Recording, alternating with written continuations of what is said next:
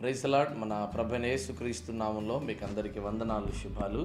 మరొకసారి దేవుడు తన కృపలో మనందరినీ సజీవులుగా ఉంచినందుకు ఆ ప్రభుకి మహిమ కలుగును గాక. ఈ దిన దేవుని వాగ్దానము 2వ సమూయేలు గ్రంథము 7వ అధ్యాయము 11 వచనాన్ని మనం చదువుకుందాం. నీ శత్రువుల మీద నేను జయమిచ్చి నీకు నెమ్మది కలగజేయుచున్నాను. దోన్ బిడ్లారా, శత్రువుల మీద ఆది దేవుడు ఎప్పుడు కూడా విజయం అనుగ్రహించేవాడిగా ఉన్నాడు.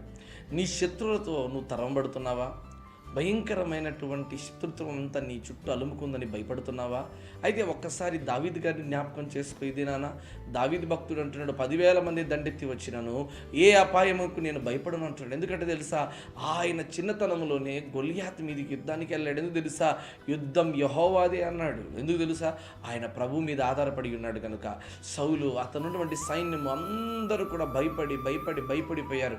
కానీ దావీదు మాత్రం దేవుని మీద ఆధారపడి ఉన్నాడు కనుక ఆయన యుద్ధం యెహోవాదే అని సెలవిచ్చాడు. ప్రియమైన బిడ్డలారా, ఈ దినాన నీ స్థితిగతులు ఎలా ఉన్నాయి ఆలోచన చేయండి. అందుకే దేవుని వాక్యం అంటది, నీ విరోధి అయిన అపవాది ఎవరిని మృంగుదుమా అని తిరుగుతూ ఉందంట.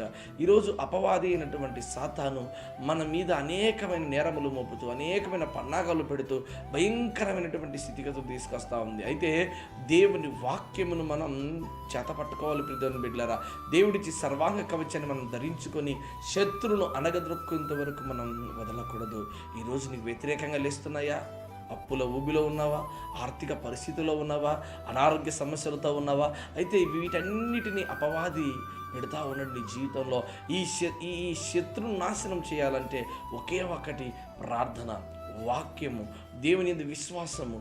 ఎప్పుడైతే ఇవన్నీ నీ జీవితంలో ఉంటాయో తప్పకుండా దేవుడు నీ పక్షాన్ని నిలబడి యుద్ధం చేస్తాడు. ప్రియమైన బిడ్డలారా, ఫరో సైన్యం ఇదిగో శ్రేష్టమైనటువంటి రథముల మీద వస్తూ ఉంది. అయితే ఆ ఫరో సైన్యంలో ఆ ఫరో అంటున్నాడు, ఇదిగో దేవుడు ఇజ్రాయేలు వారి పక్షాన ఉన్నాడు కనుక మనం ఎంత పోరాడినా కూడా మనం విజయం సాధించలేమని. ఈరోజు నువ్వు గనక దేవుని మీద ఆధారపడి నమ్మకం ఉంచగలిగితే అనేక మంది శత్రువులు వారి నోటితో వారే అంటారు, దేవుడు వారికి తోడుగా ఉన్నంత కాలం మనం ఏమీ చేయలేమని. కనుక దేవుని విశ్వాసం ఉంచి బిడ్డ, తప్పకుండా నీ శత్రువులను మీద దేవుడు నీకు విజయం ఇచ్చి తప్పకుండా నిన్ను గొప్పగా దీవిస్తాడు. అటు ఆశీర్వాదము, అటు దీవెన దేవుడు ఈ దినాన్ని నీకు దయచేయును గాక. ఆమేన్.